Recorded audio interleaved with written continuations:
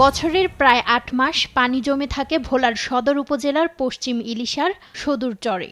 একসময় বড় মৌসুম ছাড়া ফসল ফলানো ছিল অসম্ভব। তবে কৃষি প্রযুক্তির অগ্রগতিতে পাল্টেছে চিত্র। পুরো চর ছেয়ে আছে শাকসবজিতে।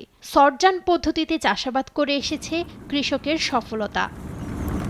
সরজান হচ্ছে এমন এক কৃষি প্রযুক্তি যেখানে জমির কিছু অংশ উঁচু করে সবজি চাষ করা হয় এবং নিচু অংশগুলোতে পানি ধরে রেখে মাছ চাষ করা হয়।